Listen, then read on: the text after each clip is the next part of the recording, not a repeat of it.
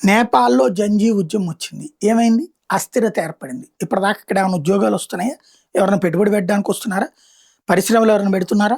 ఉన్నోళ్ళు నిలబడుతున్నారా? Same time ఇక్కడ జరుగుతున్నటువంటిది ఏంటది? కొత్త కాన్సెప్ట్ తెర మీదకొస్తుంది.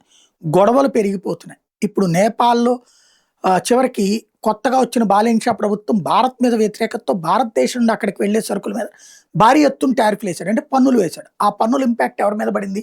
నేపాల్ ప్రజల మీద పడింది. దాంతో ఏం చేశారు? ప్రజలే తిరుగుబాటు చేశారు. కొత్తగా వచ్చిన బాలింగ్ షా ప్రభుత్వం మీదను కూడా తిరుగుబాటు చేశారు. చివరికి విధానాలు మార్చుకోవాల్సొచ్చింది. అమెరికాలో ప్రజలు అట్లా తిరగబడాల్సిన సమయం వచ్చింది. ఎందుకంటే భారతదేశం మీద పన్నులేస్తా, చైనా మీద పన్నులేస్తా, కొరియా మీద పన్నులేస్తా అంటే పన్నులేస్తే భారత్ కట్టదు, చైనా కట్టదు, జిన్పింగ్ కట్టడు, మోడీ కట్టడు, కొరియా అధ్యక్షుడు కట్టడు. కట్టుకునేది అమెరికన్ ప్రజలే. ఎందుకని? టారిఫ్ వేస్తే ఆ టారిఫ్‌కి తగ్గట్టుగా అక్కడ అమ్ముకోవాలి. వాళ్ళకి సరుకు కావాలంటే కొనుక్కుంటారు. ఇది కాకపోతే ఇంకోటి కొనుక్కుంటే కొనుక్కుంటారు. ఇండియా అక్కడ కాకపోతే ఇక్కడే అమ్ముకుంటది. మన దేశంలో తయారయ్యి 80% మనమే కొనుక్కుంటాం. 20% విదేశాలకు ఎగుమతి చేస్తాం. మనకి పెద్ద ప్రాబ్లం లేదు. చైనా వాడికైనా అంతే. కానీ నష్టపోతోంది.